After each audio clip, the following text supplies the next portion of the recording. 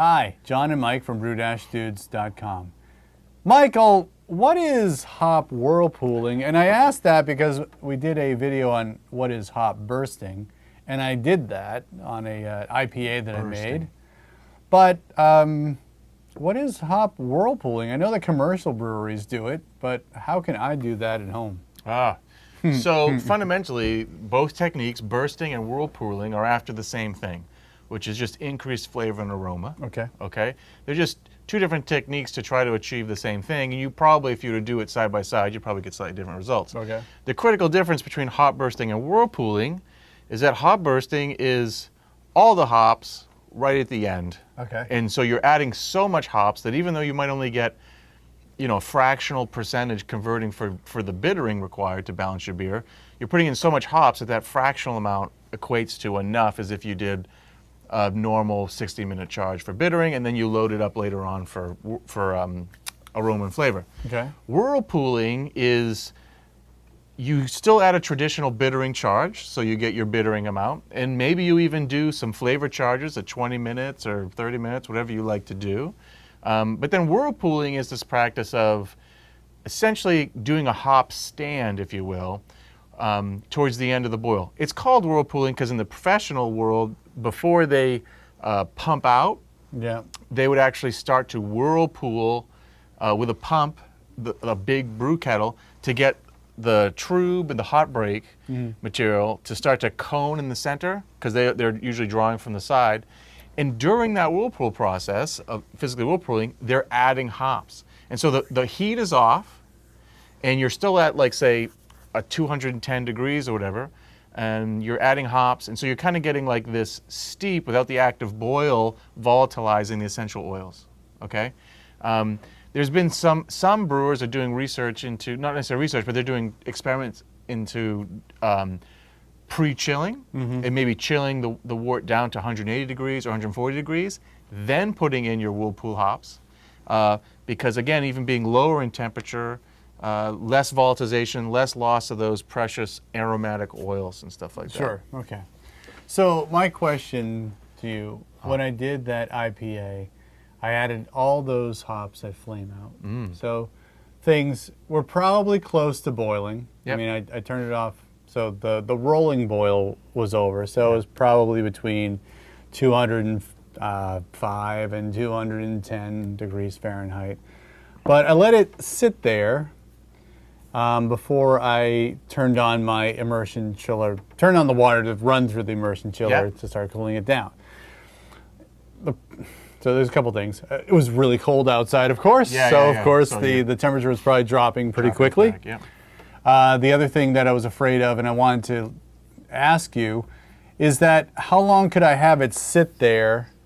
Because I think, the whole thing about chilling the wort down to fermentation temperatures as fast as possible, because you want to get it, so I guess to get it into your fermenter so that other things don't start growing in it and things like that. I think on that I said, I'm going to let all these, the 4 ounces of hop I'm going to throw in the end, I'm going to let it sit there from 15 to 30 minutes. Well, 50 minutes elapsed, and I chickened out. I said, okay, I've had enough. I'm going to turn down the chiller and then get it back into my fermenter, and that'll be it. Because I was afraid of that lag time between boil and getting into my fermenter and having creepy crawlies grow in that and such. But maybe I'm being a little too paranoid, but I think home brewing is filled with this. Hey, I read it in some pamphlet once upon a time, and it's been dogma to me that I need to follow this procedure. So what's your thoughts on how long can you just let wort sit there after the boil's done to your fermentation period? Before you pitch yeast, I guess, is what it depending on how clean your brew process, your brew area is, and what kind of airflow you have and stuff like that. I mean, sterilized wort that's been boiled for 60 minutes should be able to sit indefinitely. Oh, yeah? It should be able to sit indefinitely, as long as it's not exposed to the air or stuff's crawling in there. I know. But so that's what I'm saying. So. So that being the ideal, there's a gradation below that of which you're going to pick something up. But I think you use the word dogma, and that's exactly the right word to use there. Is that I think this concept of, oh, I got to chill as fast as I can and get in the fermenter as quick as I can, as long as you're clean and you're careful in your environment, you can afford the time to do a whirlpool, do a hop stand, or to do a hop bursting where it sits around for a little bit, and not be really all that afraid, especially if you've mastered yeast management and fermentation control. Right. Because you're going to come in with a whopping pitch. So even if you do get some contamination, some airborne contaminant, I mean, you should have a lid on your kettle at that point.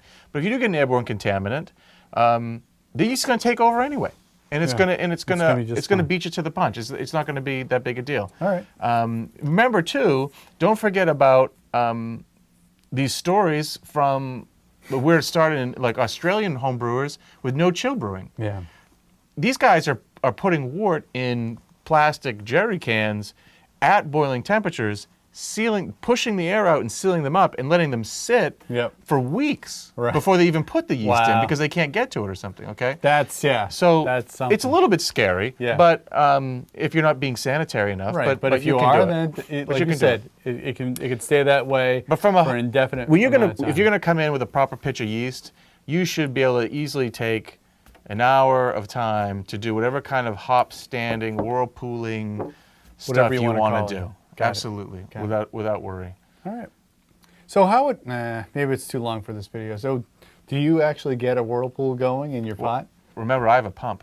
Oh. So yes, I do get a whirlpool going. Yeah. So I mean, I am doing it that way. Nice. And something to keep in mind too, Denny Kahn's famous for saying this, is that just because professional brewers do something or because they do it a certain way doesn't always mean that's appropriate for home brewers to do it. Yeah. And the home brew scale in a 5-gallon batch, you've got 5.5 gallons of wort in your pot. Yep. There's no reason why you can't turn off the heat, throw in your hops, get a whirlpool going, put the lid on and come back to it 20 minutes later. That's perfectly legit. Yep. Perfectly legit of whirlpooling. I mean, don't think of it so much as having to have the action. Yep. It's only called that because the professional brewers are actively whirlpooling the wort. But as long as you get it going at first and you get your hops dispersed, that's what matters. It's really more on the homebrew scale doing a hop stand towards the end. That's sort of how you did your hop bursting, but you were doing a lot of hops to make sure you got a little bit of bitterness. Yep. But in whirlpooling, you're really just looking for that hopper flavor. Maybe you pick up a little bitterness, but probably not. Okay. All right. Well, thank you. I appreciate all that information. Hopefully that's been helpful to you. It's been helpful for me. Helpful to me. I love me. I love listening to me. Talking to yourself? Okay. That's why I make these videos. We learned more about Mike today than I've learned over the past 113 weeks. Nice. However long it's been. All right. For John and Mike, brew-dudes.com. Brew on. Brew on.